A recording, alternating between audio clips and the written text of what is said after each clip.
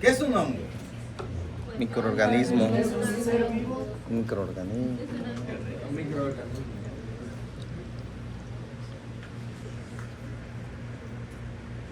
¿Qué es un hongo?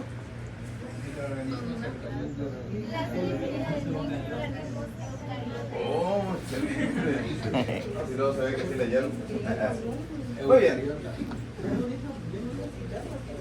Realmente es todo un reino, ¿no? El reino. La característica, lo importante de la micosis pulmonar es entender que la mayoría, o mejor dicho, casi todos los hongos no son realmente patógenos que afecten realmente a las personas inmunocompetentes.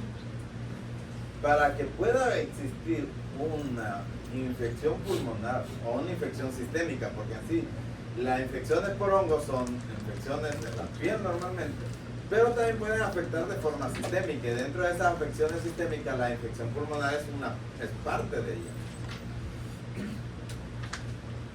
Pero para que eso suceda deben de vencer exactamente igual que las bacterias la barrera de protección pulmonar. Normalmente, pues los hongos no pueden o normalmente no rompen la barrera de protección a los pacientes inmunocompetentes. Aunque parece raro, nosotros estamos expuestos a hongos todos los días de nuestra vida. De hecho, en nuestra microbiota tenemos hongos. La cándida es un hongo y está en nuestra microbiota. Pero es un hongo oportunista, por ejemplo. Ninguno de ustedes va a tener una candidiasis, pero si llegara a cambiar lo que es la parte fisiológica de algo de su cuerpo, lógicamente va a aprovechar esa oportunidad y va a infectar. Es muy común que haya infecciones de cándida a nivel oral en niños, a nivel vaginal en mujeres, sobre todo si son diabéticas, si tienen alguna alteración, que pueden condicionar el crecimiento de ese hongo. Pero a nivel pulmonar, lógicamente, es muy, pero muy difícil que lo hagan si el paciente es inmunocompetente. ¿De quiénes son los que tienen más riesgo de tener una infección por hongos, sobre todo por los hongos oportunistas? Pues aquellos que son inmunocompetentes, como los pacientes con VIH, con enfermedades debilitantes, aquellos que se encuentran en quimioterapia, que pueden lógicamente hacer que ese hongo pueda crecer y desarrollarse en ese medio ambiente.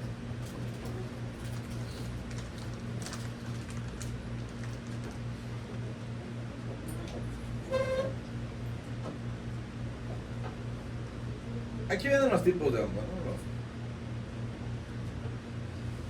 Los hifomicetos, blastomicetos, dimórficos, etc. Puede haber hongos intracelulares, la mayoría son extracelulares, pero también hay hongos intracelulares. Con replicación pueden ser de replicación sexual y asexual. Pero esto es lo más importante.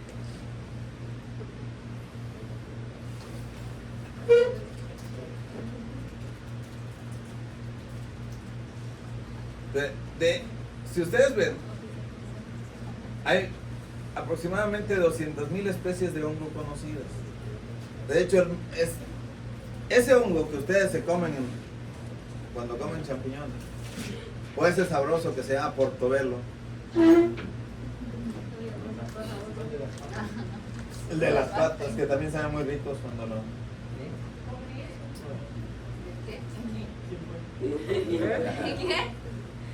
Oye, ese hongo que ustedes ven, no sé si tengan plantitas en macetas que luego le salen ahí, son exactamente iguales que los que nos infectan.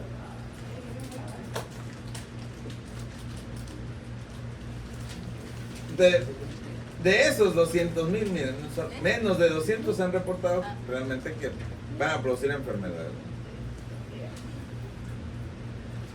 ¿Y en quiénes ocurren con mayor frecuencia esas infecciones?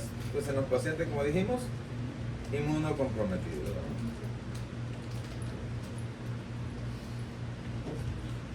Aquí tenemos algunas tipos de hongo. Como pueden ver, la candidiasis es la de mayor prevalencia, aspergilosis, ¿no? Y luego tenemos otros tipos de hongo. Pero como dije, primero los que tienen mayor riesgo de infección son aquellos que tienen inmunocompromiso.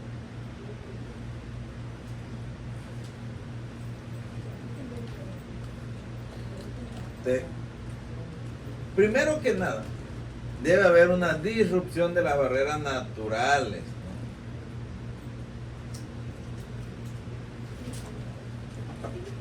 ¿no? Esos pacientes que tienen esa disrupción, que tienen de por sí afectado o comprometido su sistema de control, ¿cuáles dijimos que eran los sistemas de protección pulmonar?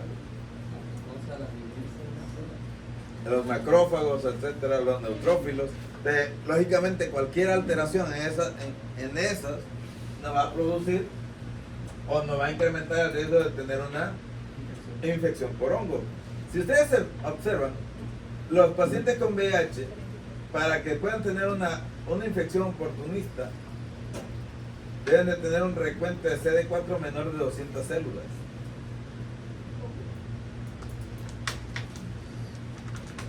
¿Quiénes otros tienen riesgo? Los pacientes que tienen neumopatías crónicas. El asma no tanto. El EPOC y la fibrosis pulmonar son las más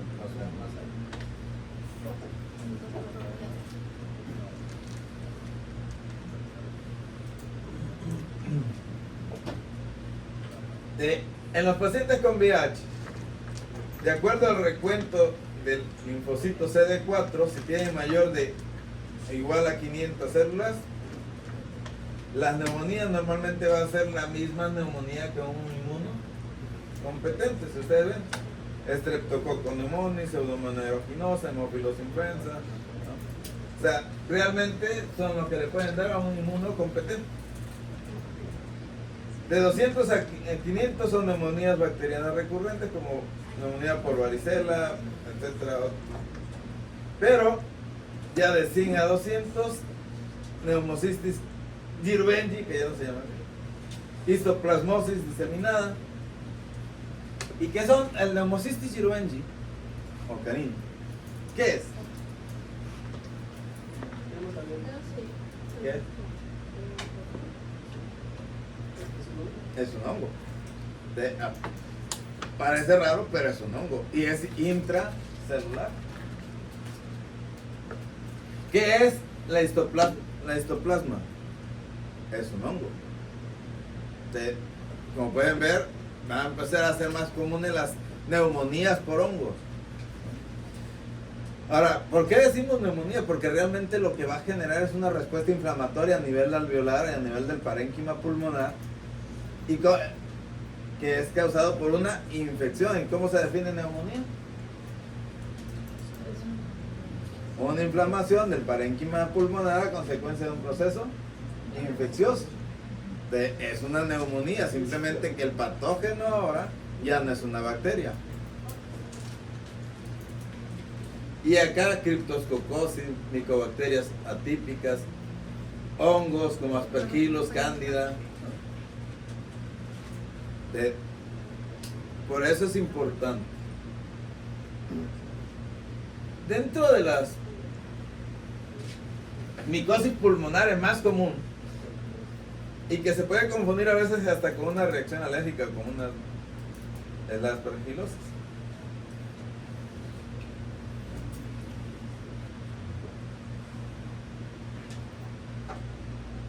Como pueden ver, pueden hacer presentaciones como aspergilomas, que se presentan sobre todo simulando una tuberculosis, o que pueden infectar las cavidades de la tuberculosis. Alérgica, que el cuadro clínico va a ser similar al asma, con incremento de la IgG, de la inmunoglobulina E, y de los eosinófilos. Y se caracteriza, tiene la misma característica del asma.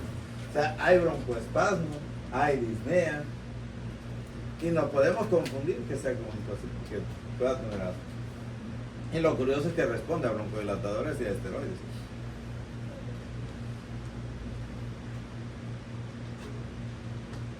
Y bueno, también puede haber la esporangilosis sistémica.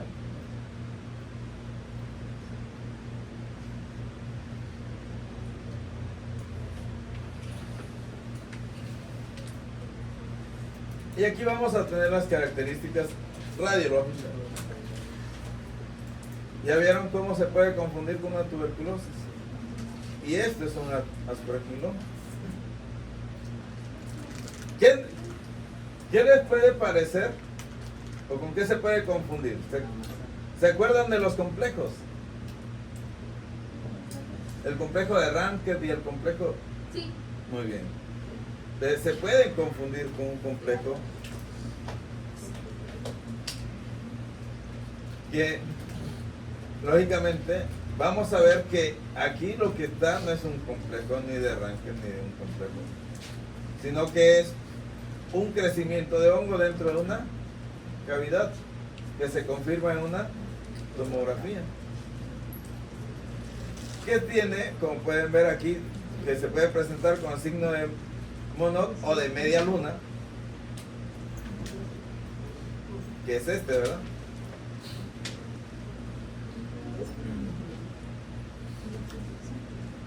Y aquí se puede observar. ¿Sí la ven? Muy bien. O el signo de cascabel.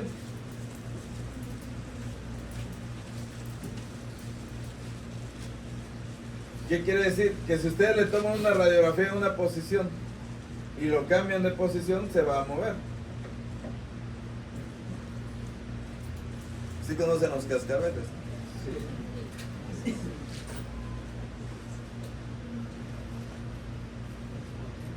Seguimos con otra. Lo que es la mucormicosis, que probablemente ya lo vieron en dermatología. La mucormicosis es más común que se presente como un problema a nivel de rinoencéfalo o del endotelio,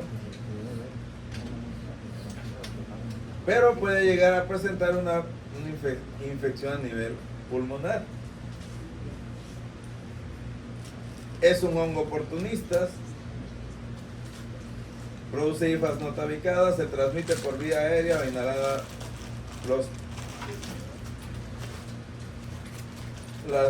sus pequeñas esporas o conidios.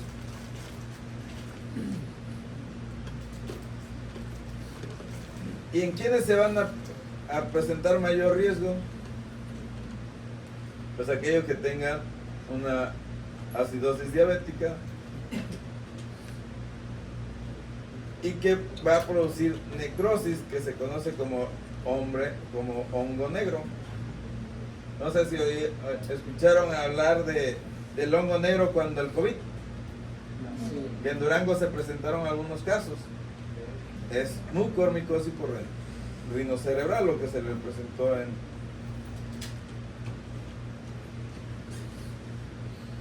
criptococosis por el Cryptococcus, hongo dimórfico, que normalmente se transmite a través de las palomas. Y eso es muy importante dentro de lo que es los antecedentes para pensar en una infección por hongo. Es el estar expuesto a algunas cosas muy importantes, como el manejo de aves. Los que trabajan con gallinas, esos que tienen granjas de pollo, es muy común que tengan problemas o que puedan estar expuestos a más hongos. Los que hacen espeleologías, a los que se dedican a andar estudiando cavernas, tienen más riesgo. Los que viven en el desierto con bajas precipitaciones.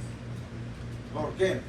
Porque en el desierto esos hongos generan las esporas que normalmente cuando cae la lluvia se reactivan, pero como caen pocas precipitaciones, el sol lo vuelve a disecar las esporas. ¿Y qué pasa en el desierto con el aire? que aunque parece que no, corre un aire muy fuerte y se levanta mucho polvo, entre ellos las esporas. Entonces, al andar en el desierto, en las zonas calientes, como en tierra caliente, ese polvo puede llevar las esporas de hongos.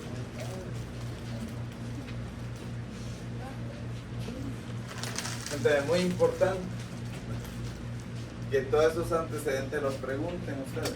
Ahora, son muy raras realmente, son muy raras las infecciones por hongos, ¿no? No crean que... Es más fácil que ustedes, claro, en pacientes inmunocomprometidos y ya son más frecuentes, pero inmunocompetentes son muy raras. Los que trabajan en la obra no es muy común que tengan hongos, es más que presenten neumonía que hongos, o sea que se le dañe su pulmón por el polvo, que por una infección por hongos. ¿Lugares húmedos también puede ser? Lugares muy húmedos como las selvas tropicales. ¿Qué otras cosas son de contaminación? Esas cosas. El aire acondicionado. ¿Cuántas veces le han dado mantenimiento? ¿Dónde crecen más los hongos? En lo húmedo.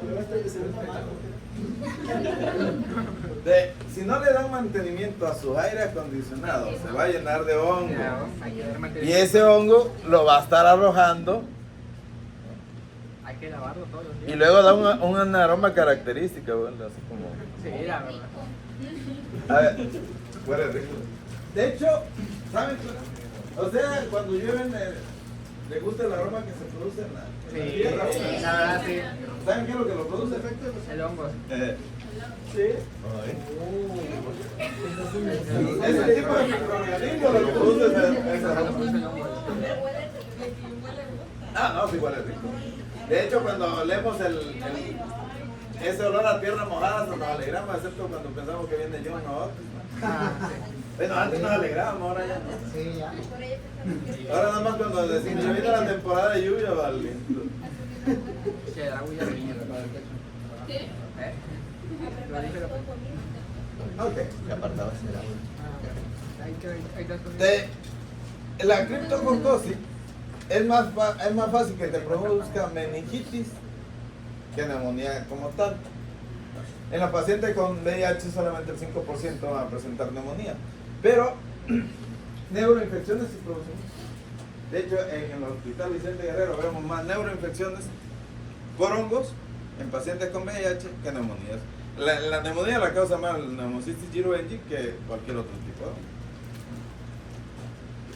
Para identificarlo se utiliza la punción con tinta china, se debe hacer una punción lumbar para en caso de meningitis solamente. ¿Cómo lo detecto realmente de una neumonía por criptococosis? Realmente es difícil. Te va a dar la característica de una neumonía bacteriana con infiltrados diferentes, pero necesitaríamos hacerle un cultivo realmente. Esa es una de las características más raras. Pero a nivel cerebral sí se puede observar esto.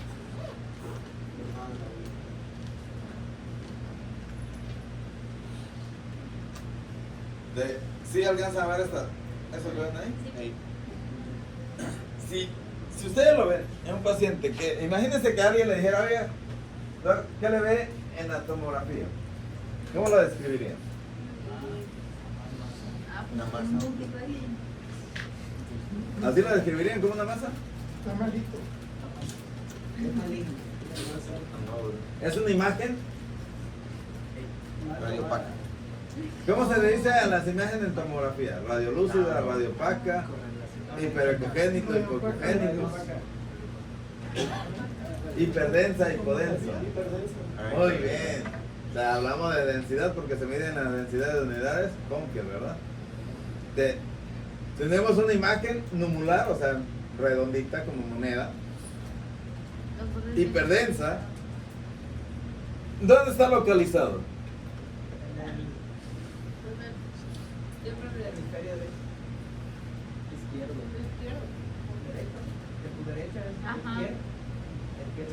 Ok.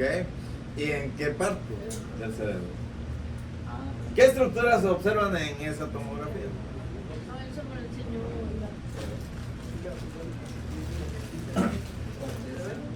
Parece que en el folículo. Estos son los ventrículos laterales. Este es el tercer ventrículo, los ventrículos laterales posteriores. Este es el núcleo caudado. Este es lo que es la rodilla. Y esto entonces está a nivel de los núcleos de la base. Si a mí me la presentara nada más, yo pensaría en una hemorragia cerebral. Si no tuviera contexto del paciente. O un tumor cerebral. Si en dado caso no fuera una hemorragia, por a lo mejor por la densidad, podría ser un tumor cerebral. Para que puedan hacer el diagnóstico necesitan tener el contexto. A eso me refiero. ¿Qué observan en la radiografía? ¿Qué ven realmente? ¿Qué hay ahí?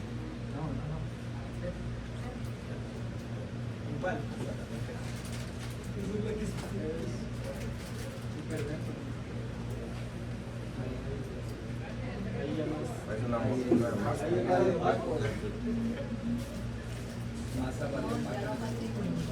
Muy bien. ¿Cuál es el contexto? Muy bien. Tienes razón. Tiene toda su expectoración, no ha tenido noticias, fiebre, pérdida de peso. Ay, que se va a levantar. ¿Le ven un programa aéreo a esto? No. ¿Qué pensarían? Un tumor. ¿No? Porque hay algo.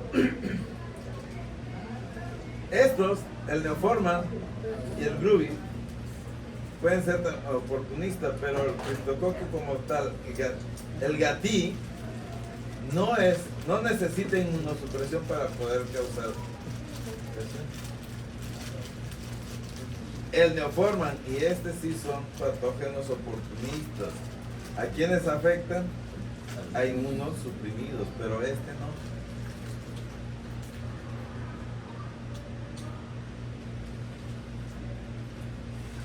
Y observen lo que dice aquí. Esos oportunistas crecen principalmente en el intestino de las aves, no nada más de las palomas.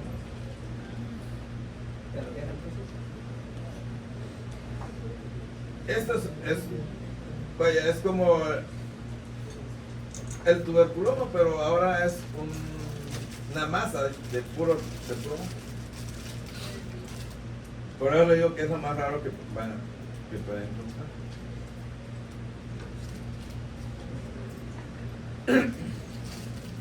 Pneumocystis jirovecii es el más común en los pacientes con VIH. Pregunta de examen: ¿cuánto debe tener de recuento de CD4 para que el paciente pueda tener una infección por Pneumocystis jirovecii? 200. Muy bien. ¿Cuánto? 200. Y va a producir un patrón empedrado llamado Kraisin Pavy. ¿Y qué es un patrón empedrado? Sí ven ahí la tomografía, ¿no? Pero para que ustedes lo entiendan, ¿alguna vez han ido en su casa, tienen algún piso donde ponen piedritas? Sí, Ese es un patrón empedrado, así de simple. Se ven como si tuvieran puesto piedra. Entonces, observen cómo se ve la tomografía, como si le hubieran puesto piedritas ahí pegadas con cemento. Realmente se llama Kraisin Pavy. ¿Qué es Pavy? Muy bien, ¿y qué es Kraisin? Muy bien, un pavimento loco. No debe estar comiendo en clases. No, sí, ya No son se de ellas, no son de ellas. Gracias, doctorcito. Sí. En la radiografía pueden ver un patrón en vidrio desmerilado o vidrio deslustrado. ¿Dónde? No. ¿Tu platanito? En la radiografía. Gracias. Y también eso. En la radiografía. También en la tomografía, pero digo, lo más común es que le tomemos. ¿Cuándo sospechamos que tiene una neumonía por Girovendi el paciente con VIH? Primero, prácticamente que tenga el antecedente de VIH. O que ustedes lo vean así que ella ha tenido pérdida de peso, malestar continuo. vida sexual activa con muchas parejas. No se preocupen. Y pues ya saben que el primer síntoma del VIH es el... Entonces, si ya más o menos conocen, ya se van a dar cuenta, ¿no? De ese paciente que presenta tos, fiebre, expectoración y ven una tomografía, así, una radiografía en vidrio ilustrado, paciente con VIH, deben sospechar que tiene neumocistis virulensis. Y es el más fácil de tratar, pero no significa que se trate. O sea, el antibiótico se le trata con antibiótico. Ahí está. ¿Cuál es el tratamiento? Sulfamethoxazole.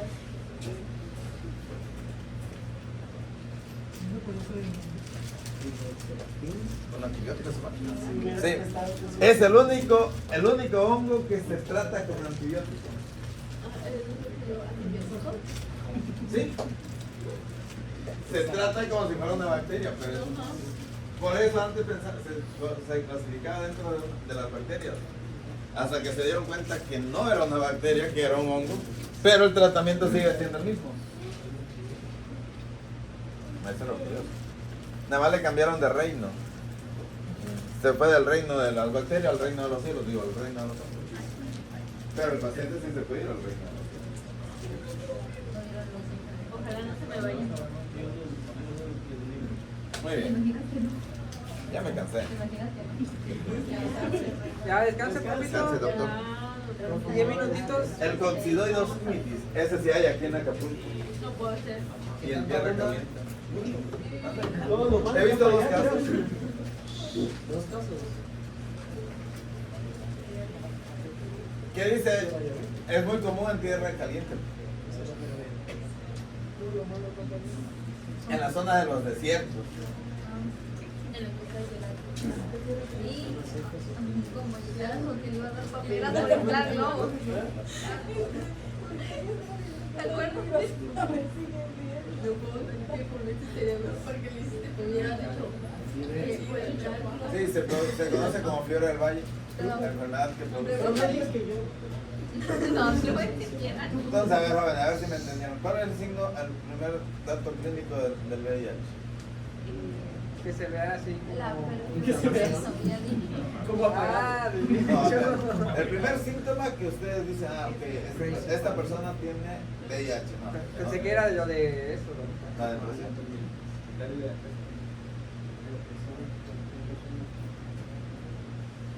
Que ya no quiera. Que ya no quiera. Bueno, sí, como lo quieras llamar. En casa. Que era, profe.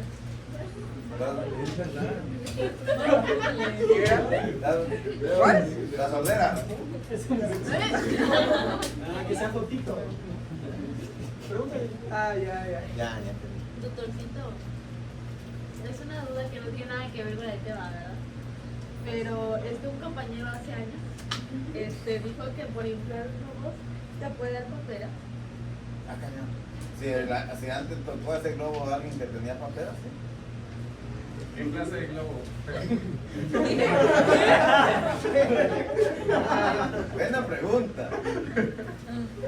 O sea, si alguien que tiene papera infla un globo, te lo da para que tú lo vuelvas a inflar, sí te puede dar papera porque el aliento que te llevaba el virus de la papera. Pero no por el hecho de inflar. El inflar globos no tiene Ah, nada. no, nada que ver. Gracias. La papera es la inflamación de la papera normalmente es causada por un virus. Hay otros tipos Sí, el otro decía de que protiditis. Cuando vimos el grado oculta. Ahí está. Esta agüita. Pero si es por otro tipo de inflado, podría ser.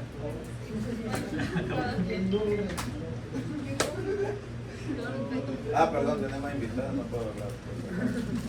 ¿Qué?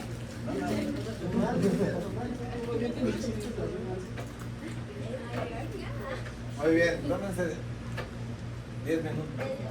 20. Muy bien. 15. ¿Vas a bajar a comprar? Por el mapa. Cruz, ¿recuperaste